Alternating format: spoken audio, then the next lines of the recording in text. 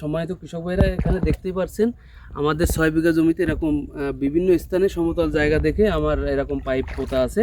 তো আমরা সকালে যখন আসছিলাম দেখলাম যে একেবারে মাটি চুলফাটা অবস্থা হয়ে গেছে এবং ওই পানিটা আপনার হচ্ছে যে একেবারে লেয়ারের নিচে শুকায় গেছে। তখন আমরা আছে যে সেচ দেওয়া শুরু করছি। সেচ দেওয়া এখন 1 ইঞ্চি পরিমাণে পানি আছে, এই যে 1 আঙুল 1 থেকে 1.5 ইঞ্চি পানি আছে।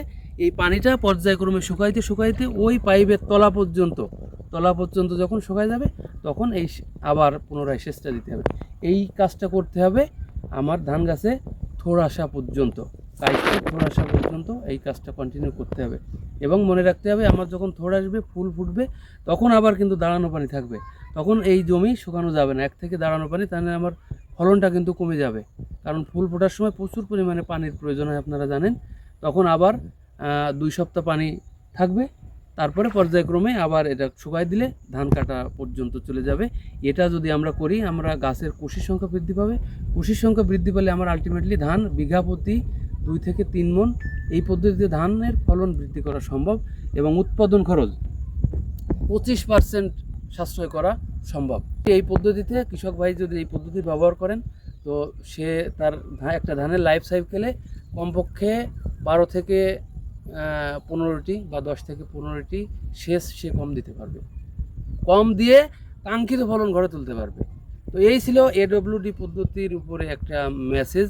আশা করি কৃষক ভাইদের যদি ভালো লাগে এটা ব্যবহার করবেন, আপনাদের উৎপাদন খরচ কমাবেন, ডিজেলের সাশ্রয় করবেন, ভূগর্ভস্থ পানির সাশ্রয় করবেন, আলটিমেটলি উৎপাদন খরচ কমিয়ে আপনার ফলন বৃদ্ধি করে আপনার ফলন ঘরে তুলবেন। এ পর্যায়ে আমি বেলকোনা হাওড়ের মাঠ থেকে বিদায় নিচ্ছি। ধন্যবাদ সবাইকে।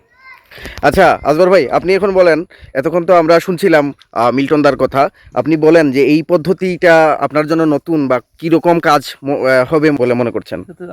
ধন্যবাদ কৃষি অফিসার। আমাদের এখানে যে প্রকল্প নিয়ে আসছেন বা এই যে যেটা আমাদের দিচ্ছেন, যে সিস্টেমগুলো আমাদের বুঝাইছেন, এগুলাতে আমার কাছে নতুন। এটা আমরা এই অত্র এলাকার মধ্যে এটা নতুন। আমার মনে হয় এটা মানে অত্যন্ত ভালো একটা প্রযুক্তি। কেননা আমরা তো অনেক সময় বুঝি না যে মানে জমিনে কতটুকু পানি আছে না আছে বা কখন পানি লাগে বা না লাগে। তো এটা যদি থাকে, এটা যদি সিস্টেম আমরা নিজেরা করি বা যে সিস্টেমটা আমরা ধরিয়ে রাখি, তাহলে আমাদের জন্য অনেক ভালো হয়। কেননা আমরা অনুমানিক পানি যখন লাগি না তখন আমরা পানি দিয়ে দিই, আমাদের এটা ডিজেল খরচ বাড়তি হয়ে যায়। তো এই সিস্টেমটা যদি আমরা ব্যবহার করি তাহলে আমাদের সাশ্রয়টা বাঁচে, আমাদের খরচটা কমে। যার জন্য প্রযুক্তিতে আমার কাছে অত্যন্ত ভালো লাগছে যে এগুলো প্রযুক্তি নিয়ে আসার জন্য। নতুন নতুন প্রযুক্তি আসলে আমাদের কৃষকের অনেক ফায়দা হয়, অনেক কিছু বাঁচে, অনেক কিছু আমরা লাভবান হই। আর এই ফলনের সিস্টেমটা অনেক ভালো হয়েছে। আমার গত বছরের থেকে এবছরে আমার দেখা যেতে যে ফলনটা ভালো। জানি না কি হয় না হয়, তারপরেও আশাবাদী সবাই আমরা, কারণ কৃষি স্যারের ফর্মুলা অনুযায়ী নিজে কাজ করছি হিসাবে মানে অনুদান ভালো হবে ইনশাল্লাহ। কারণ ক্ষেতের যে ধানের যে অবস্থান দেখে আমরা ভাবতেছি যে হয়তো ভালো হবে।